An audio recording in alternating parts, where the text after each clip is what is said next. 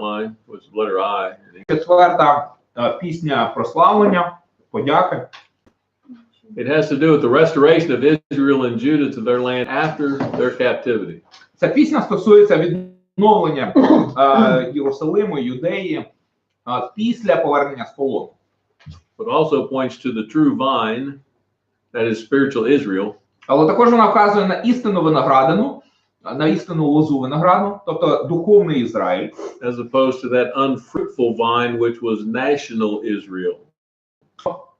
Неплідній лозі, яка собою представляє націю Ізраїль. Back there in Isaiah 5, 1 and 2. І про це в 5 главі у Ісаї в першому, у другому віршах про це говориться.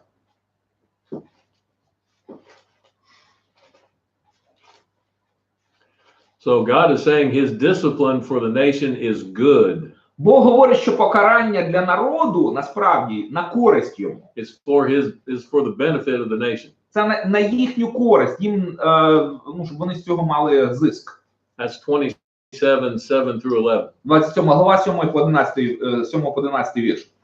And they will no longer be idolaters. Сказано, що вони більше не будуть вклонятися ідолам. And even though they're in captivity, they will not be smitten as bad as their captors will be smitten. І хоч вони перебувають в полоні у своїх ворогів, вони не будуть побиті так, як їхні вороги, які їх взяли в полон. The captivity destroyed their desire for idols. Але полон відіб'є у них охоту поклонятися ідолам. They were to take the stones for the altars of the idols and beat them and be beaten as fine as chalk. І вони візьмуть камені, з яких малися збудувати вівтарі ідолам, і поб'ють їх настільки дрібно, що вони будуть схожі на крейду.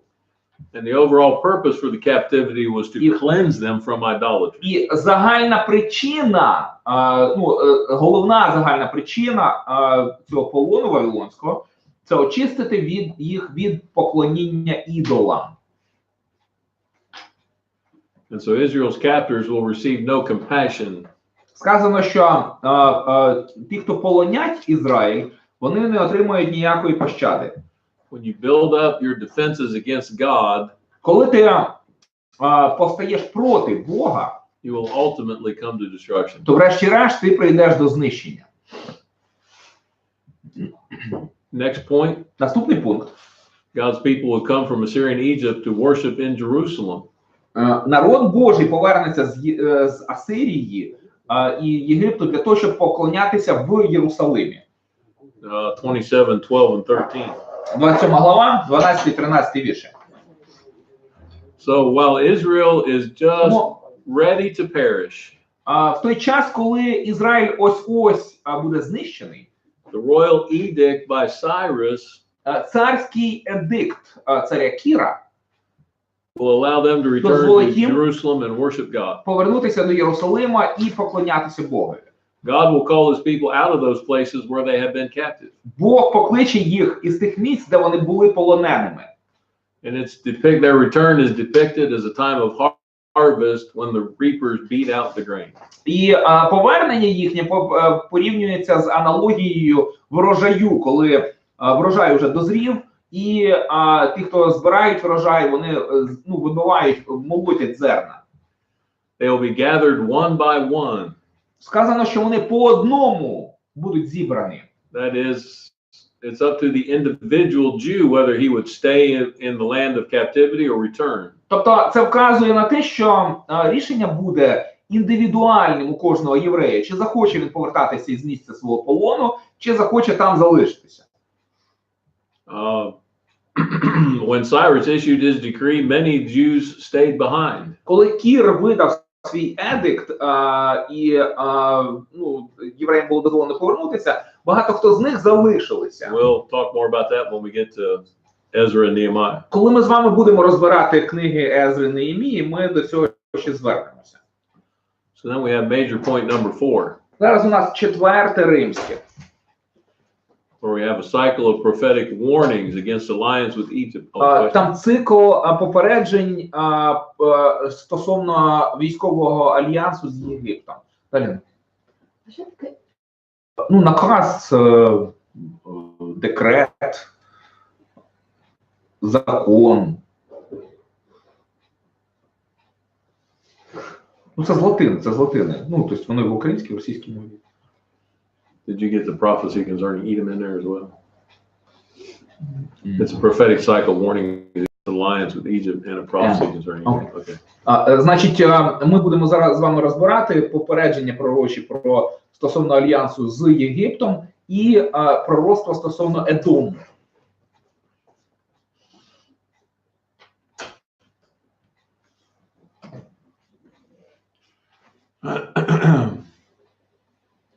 All right, so we have a promise of Israel's redemption in 28:1 through 35:10. З 28 розділу 1 віршу по 35 розділ 10 вірш обіцянка порятунку Ізраїля. We begin with a warning from Samaria, 28:1 through 6. Попередження Самарії з 1 по 6 вірш 28 глави. Samaria, the capital of northern kingdom of Israel, Самарія була столицею Північного царства Ізраїлю. is pictured as a fading flower in verses 1 and 4. І вона зображується тут як квітка, яка зав'ядає з 1 по 4 вірш. And also as a fat valley, verse 4. А також в 4 вірші вона порівнюється із долиною врожайною. So it's the picture is I've got luxuriant in here, but that's not, you know, translate luxuriant. Well, I guess I translated it, you know. It's like it's a place of bounty. Це, ну, якби земля ізобілії. But because of their pride and their drunkenness, they're ripe for plucking by the Assyrians. Але через свою гординю, через зажерливість свою, вони упадуть від руки асирійців. Priests and prophet were slaves to wine and strong drink. Священники і priests and Levites, Priests and prophets. Пророки їхні і священники їхні, вони пристрасні до вина. So religiously, then they're in bad shape. Тому в релігійному сенсі вони в дуже поганому стані. Поганій формі. What does alcohol do to a person? Що алкоголь робить із людиною? Dulls the senses. It makes him feel like a monkey. Well, sometimes. Да, інколи. Притупляє відчуття. It destroys inhibitions. In other words, people act in ways they don't normally act, like monkeys. Стримуючі центри перестають працювати. Тобто людина починає робити те, що вона зазвичай не робить. People don't make good decisions when they're drunk. І на підпитку люди не приймають хороших рішень. So we have a vivid description of the debauchery of their leadership. Тому тут така, знаєте, яскрава картина дебоширства серед їхнього лідерства. And so God's going to use Бог Assyria to використає destroy them. Асирію для того, щоб їх винищити.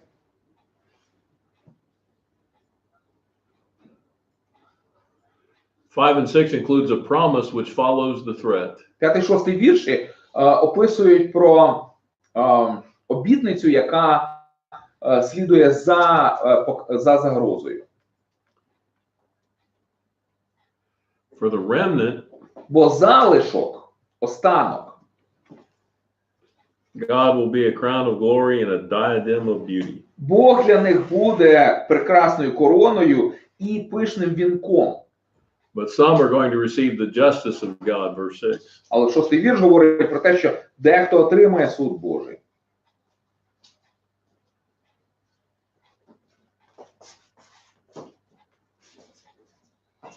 In verses 7 to 22, you have the fate of the scoffing politicians of Jerusalem. З 7 по 22-й вірш. Доля насмішників Єрусалиму. He's been talking about Israel. Now he's transitioning to Judah, 7 and 8. 7-8 спочатку він поговорив про Ізраїль, про Північне царство. Тепер говорить про Південне царство, про Юду, 7-8 вірш.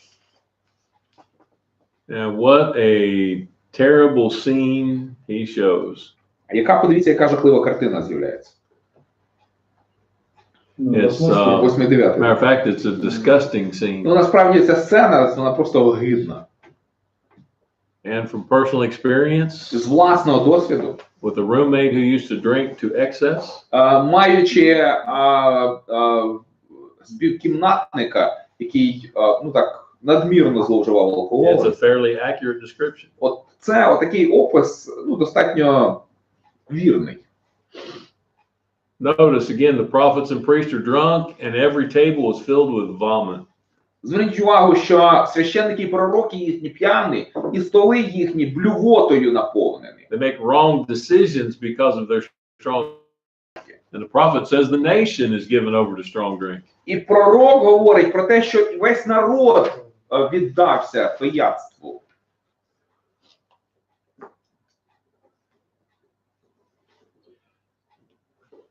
Listen to the words of Micah 2:11. Міхея 2:11, подивіться. Послухайте текстів.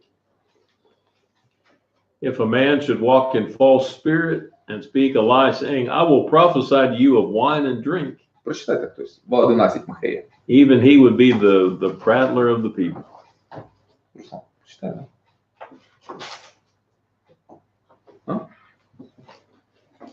Виталий, читай. 2:11. 2:11. Если бы какой-либо ветреник выдумал ложь и сказал, я буду проповедовать тебе о вине и секире, то он и был бы угодным проповедником для этого народа. Лжепророки, лжесвидетели. So back to Isaiah. Повертаючись до Ісаї. Verses 9 and 10. Вірші 9 і 10. The hardened reprobates sneer at the prophet. You know what it means to sneer? 9 and 10. 9 and 10. Whom will he teach knowledge, and whom will he make to understand the message? Він говорить, кого буде навчати пізнання, кому буде виясняти об'явлення, відставлених від молока чи від перст повідлучуваних.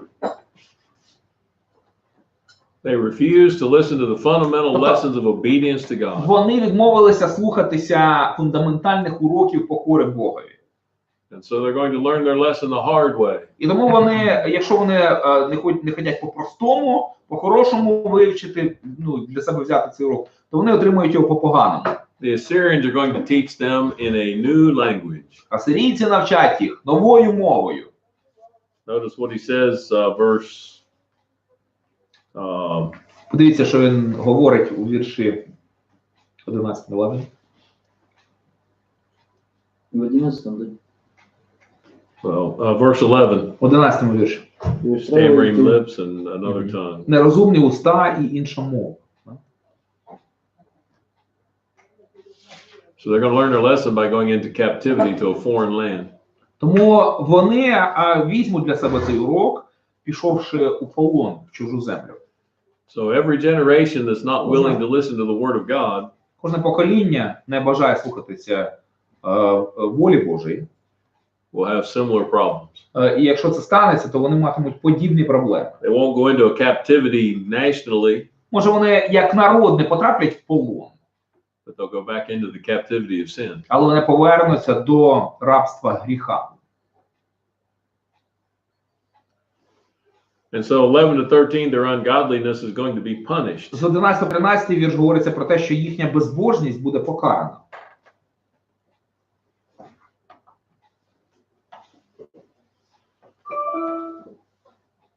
Okay. Not sure why it's doing that. 14 to 17. 14 по 17 вірші. Are woes upon the scoffing, skeptical rulers of Jerusalem. Це горе, яке впаде на голови насмішників які сміються з Єрусалиму. Excuse me, and a messianic prophecy. І тут міститься месіанське пророцтво.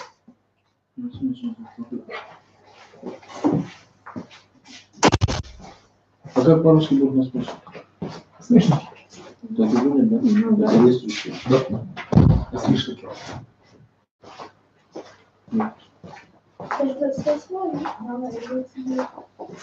Has a question? Okay.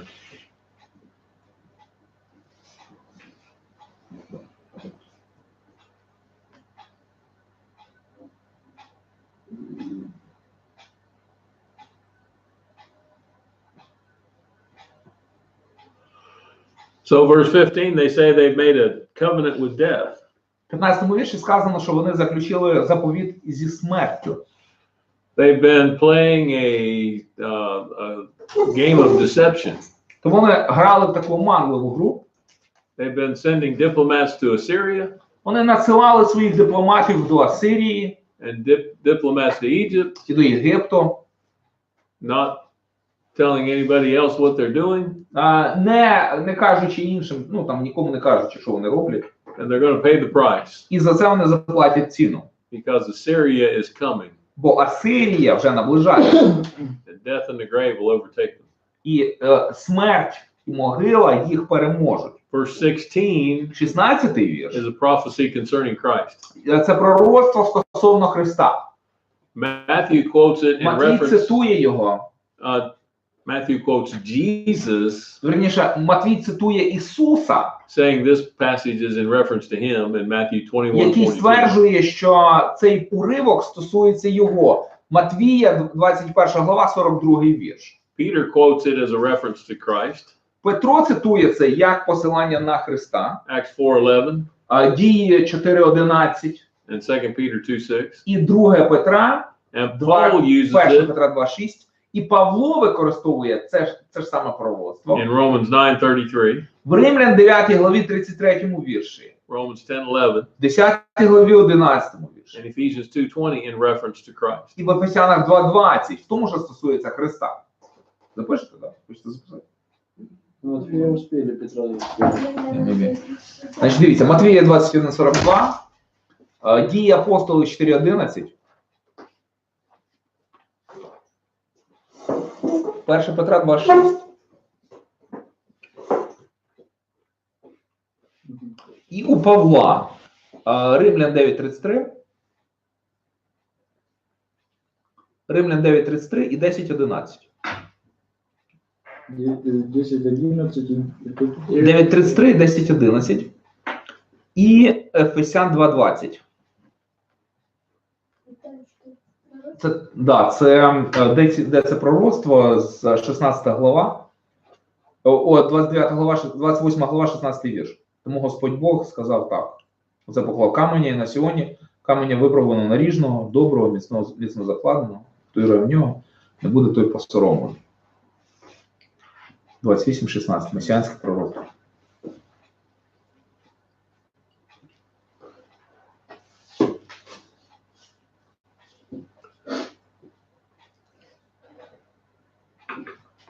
So God has laid a true, tested, solid foundation through the Messiah.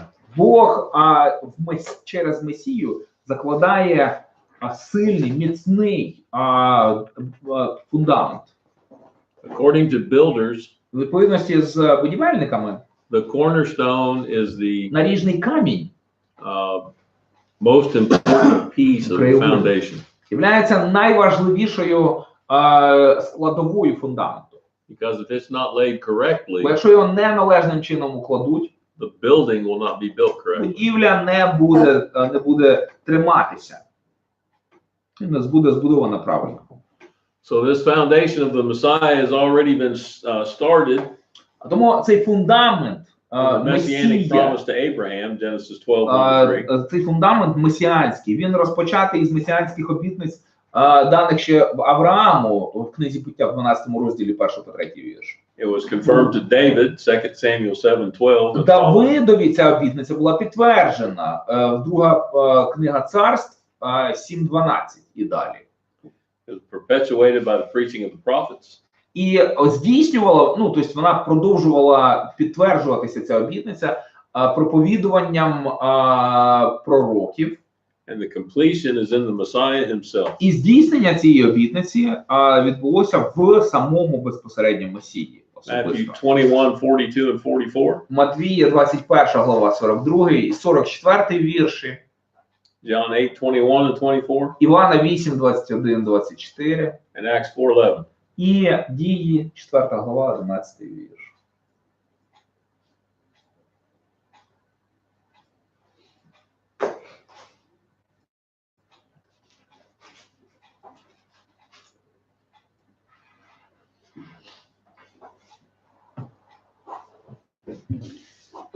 Now, Isaiah says that the person who Це каже, що людина, believes will not be put to haste. людина, яка повірить, вона не буде засоромлена. That is, they won't be making hasty decisions that bring shame. Тобто, іншими словами, така людина не буде приймати рішення, які будуть її, за які буде потім служить призвести до її руйнування. In Isaiah's day, people were trying to make alliances with Egypt or with Assyria. В дні Ісаї люди намагалися укласти військові, ну, правителі намагалися укласти військові альянси з Сирією або з Єгиптом. Hasty decisions. Це були такі нерозумні рішення, за яким потім довелося. Romans 10:11, Paul said, "They that believe in him shall not be ashamed." Апостол Павло в Римлян 10 розділі в 11 вірші говорить, що ті, хто повірять в Христа, не будуть посоромлені, їм не буде соромно. Any questions? Є у вас ще запитання? 18 to 22, the Assyrian invasion demonstrates the folly of the Egyptian alliance. 18 по 22 вірш вказують на нерозуміння укласти договір з Єгиптом. Сирії.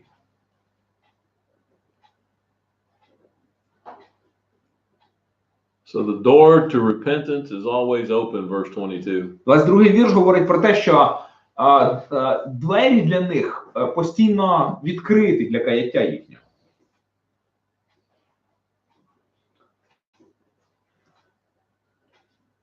So 28, 23 to 29 is a parable of comfort.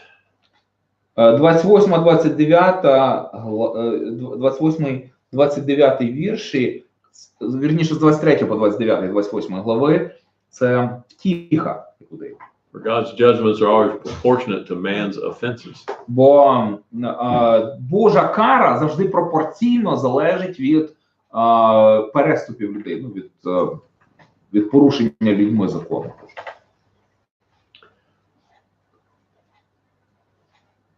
And he illustrates that with a parable. Він це ілюструє притчею. He pleads with them to listen to his voice, give ear and hear. Він каже, він закликає до їхньої спроможності слухати. В 3-му вірші каже, візьміться до ушей.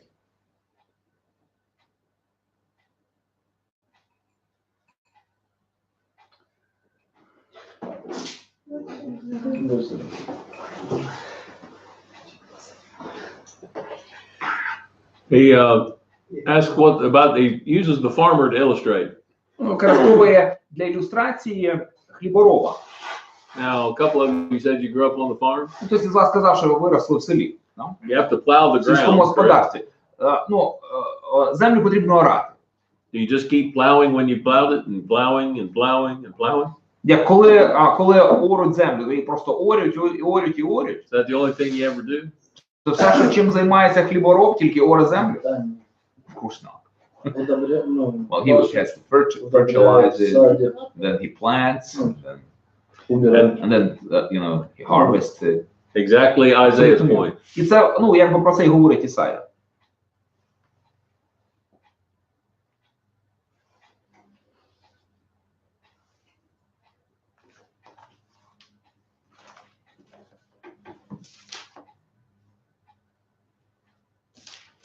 And he even talks about how you properly harvest and thresh out these different things that he talks about them growing. Він говорить про те, як потрібно збирати врожай, як правильно молоти, різну рослинність. And God says, I'm the one who taught you how to do this the proper way. Бог каже, я вас навчив правильно це робити.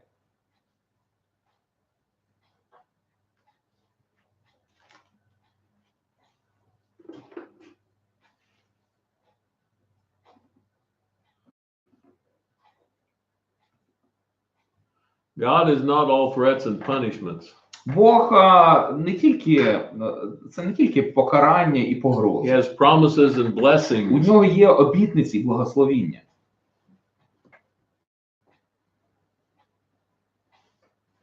And so Isaiah closes the chapter with words of praise for God's wisdom. Тому Ісая завершує цю частину прославлення Божої мудрості. So Jerusalem's humiliation and subsequent deliverance, next point in our outline. Наступний пункт в нашому плані – це приниження Єрусалиму і майбутній порятунок.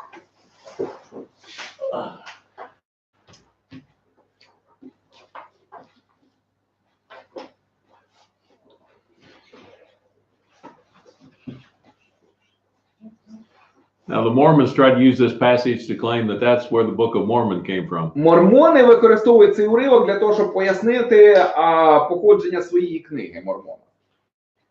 They claim that it came forth out of the ground to fulfill the prophecies of Isaiah. Вони кажуть, що вона вийшла із землі, це їхня книга, для того, щоб сповнилося пророцтво Ісаї. Does it have the word Ariel, verse 1? Yeah, Ariel. Okay.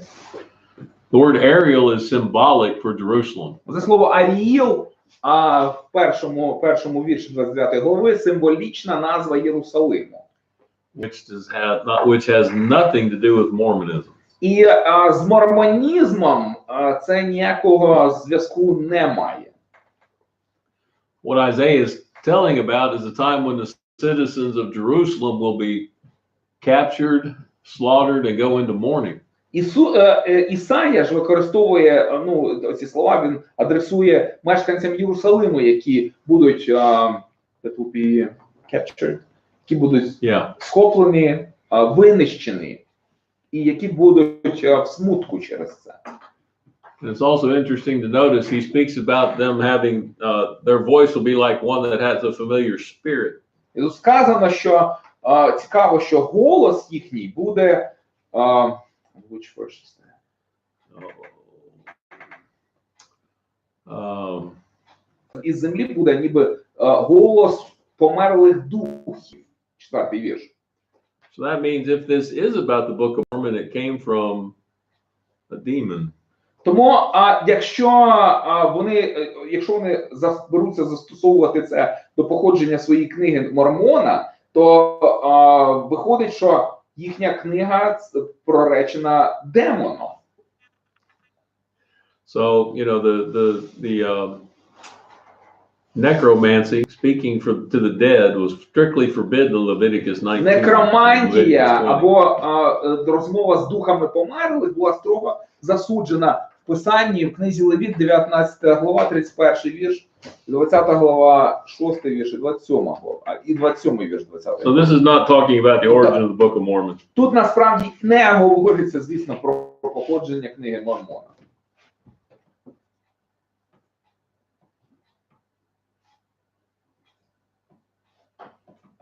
In chapter 29, 9 to 14, you have the people's spiritual stupidity. Next point in the outline. 29 глава, 9 по 14 вірш, це наступний пункт нашого плану.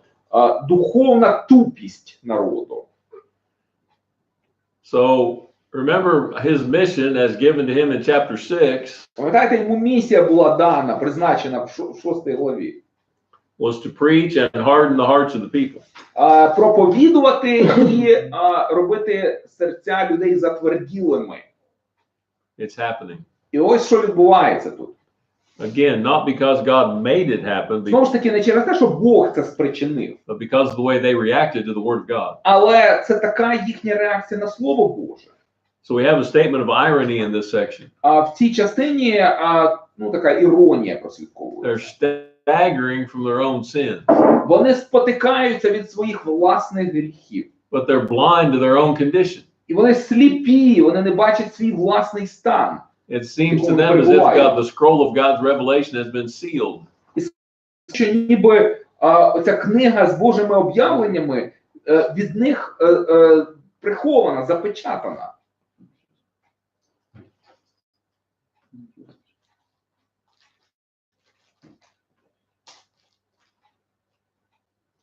Notice verse 11. Зверніть увагу на 11-й вірш. He says the literate, the educated person, Він каже, що писемний and accept it. не читатиме і не прийматиме. And the illiterate man Не вчений, не навчений. cannot read it and understand it. Просто не може, фізично не може читати і розуміти.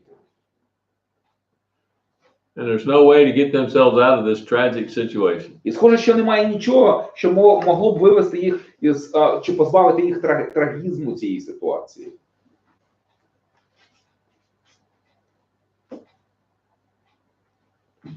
So it's a description of their spiritual condition which prevents them from believing. Тобто це тут описується їхній духовний стан, який утримує їх від того, щоб вони вірували. So God is going to do a marvelous work. І Бог здійснить неймовірну роботу. He's going to pour out his wrath and judgment. Він вилє свій гнів і суд. Any questions? Є запитання? We're going kind of fast because this is, Ми будемо рухатися швидко. well, we need to get to Isaiah, to the servant passages especially. Бо нам особливо необхідно розглянути місця, які стосуються слуги в книзі Ісаї. And this is fairly self-explanatory, I think. А тут матеріал, в цілому, якби сам себе не потребує особливого пояснення, він цілком зрозумілий. In 29:15 to 24, 29:15-24 you have a conspiracy with Egypt that's exposed. Виявляється таємна угода з Єгиптом. With a graphic prediction of the ideal future. І тут пропонується також таке достатньо яскраве зображення ідеалістичного майбутнього. Their hypocritical leaders are going to be punished according to God's universal law. У відповідності з Божим універсальним законом, вселенським законом, лицеміри, правителі будуть покарані.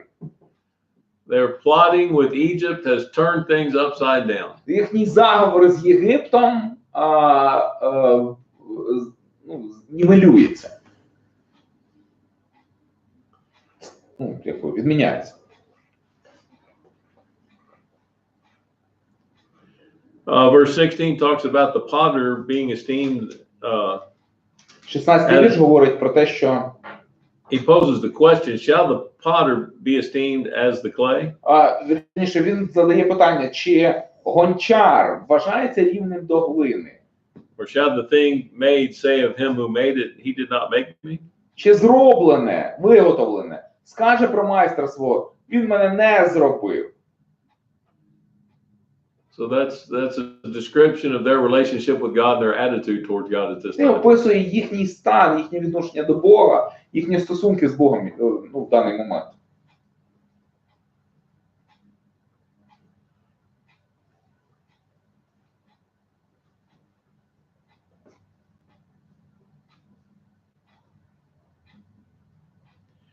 And then starting in verse 17, you've got a messianic reference. Починаючи з 17-го віршу, посилання, таке месіанське посилання.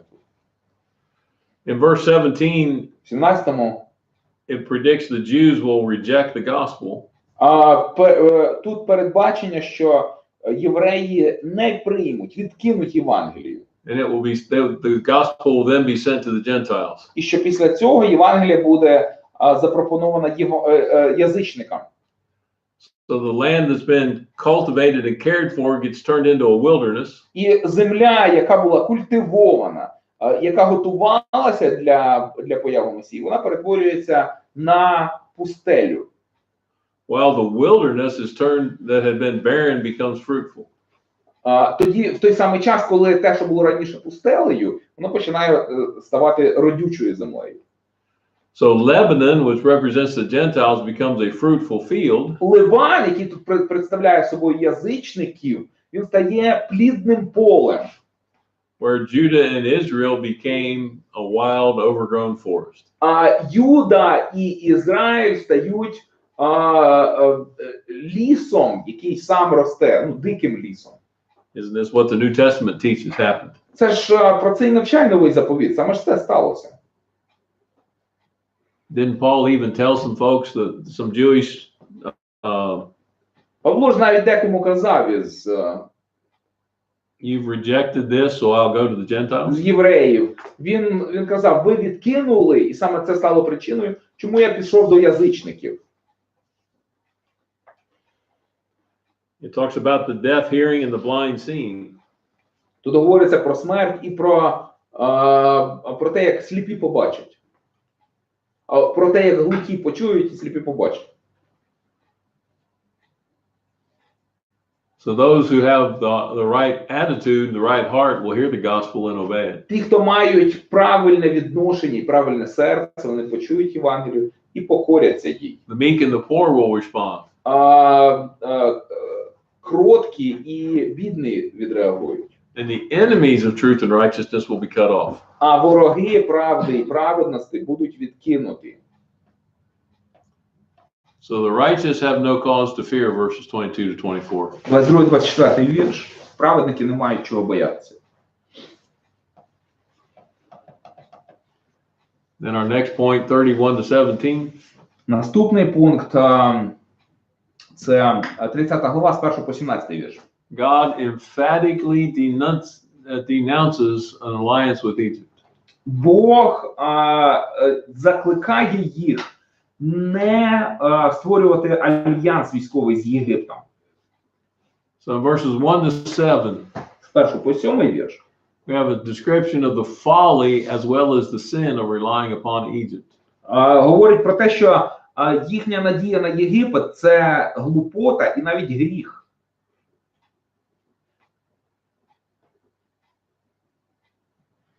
To seek Egypt's protection was a poor exchange for God's aid.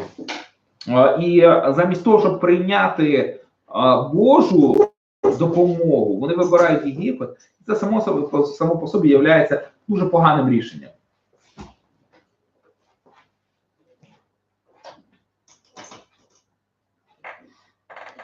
They boasted of superiority and great strength. Вони хваляться своєю надмірністю і своєю великою силою. But in reality, Але в реальності they were weak. Вони слабкі.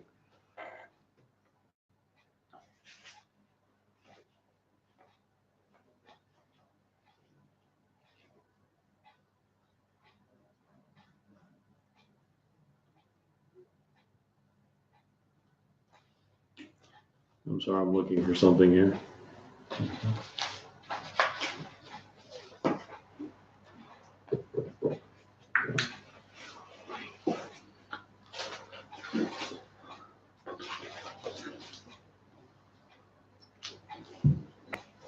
Ого.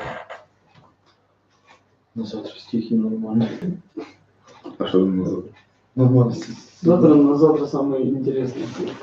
So God has a name for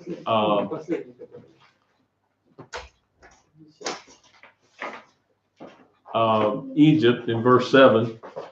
В цьому вірші Бог певним чином називає Єгипет.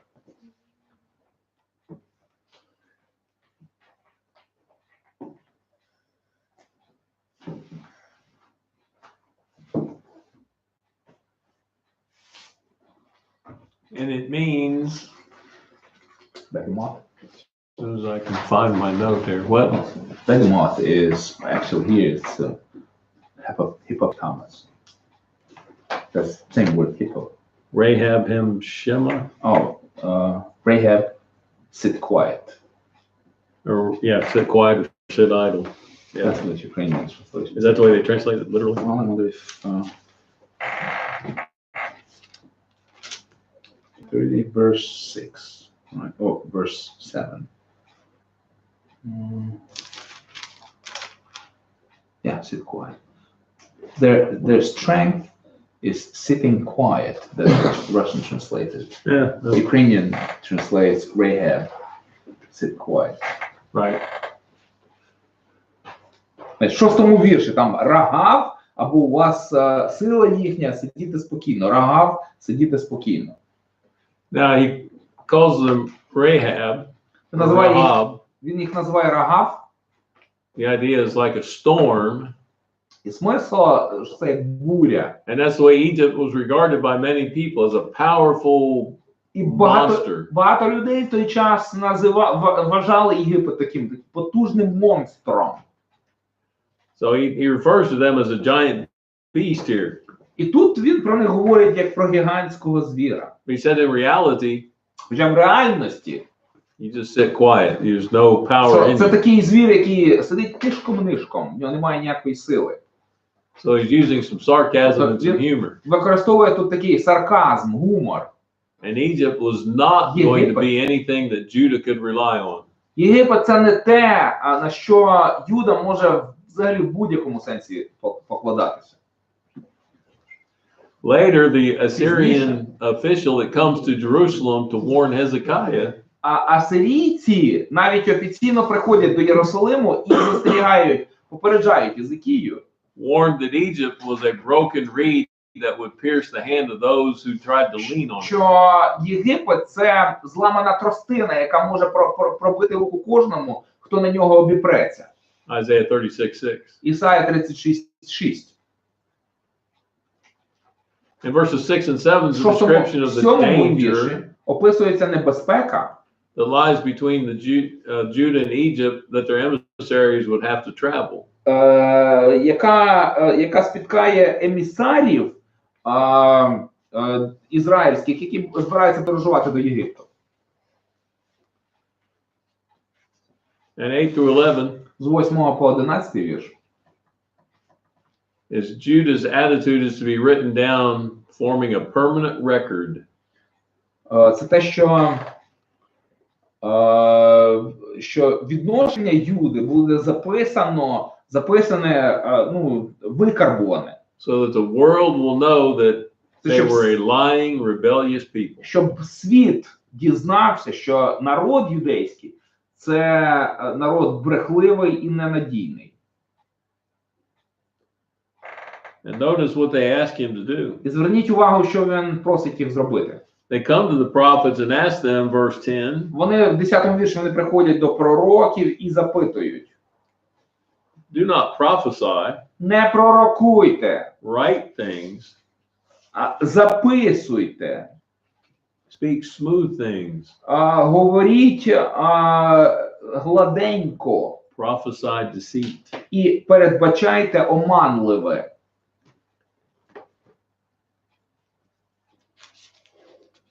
That was 10. Same idea. Говорите лестно и предсказывайте приятно. Yeah. The New Testament counterpart, Paul told Timothy, have itching ears, they want to be scratched. Знаєте, в подібній ситуації Павло попереджає Тимофія, що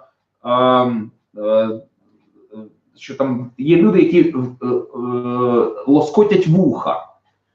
So they're saying, just basically, they're telling Isaiah and the other prophets, listen, just say the things that make us feel good. Тому ці люди говорять там Ісаї, іншим пророкам, кажуть, слухайте, хлопці, ви можете щось говорити, щось приємне? Це ж нам приємно слухати.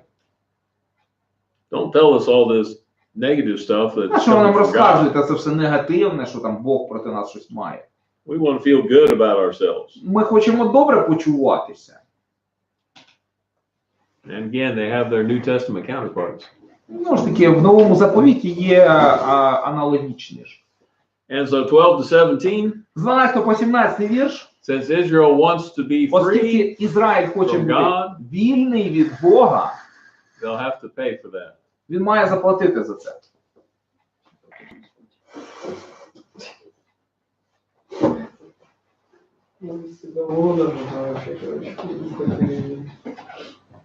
And so God's going to teach them and bless them through the adversary of their captivity, 18 to 22. Тому Бог їх навчить, він їх привчить і навчить через страждання, які їм принесе полон.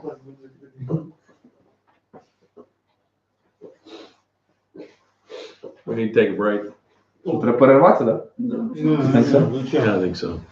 About 5 minutes. А, ні, ну, можна сьогодні поки без переговориться. Хвилин 5, так? Перерв, так? Зробимо?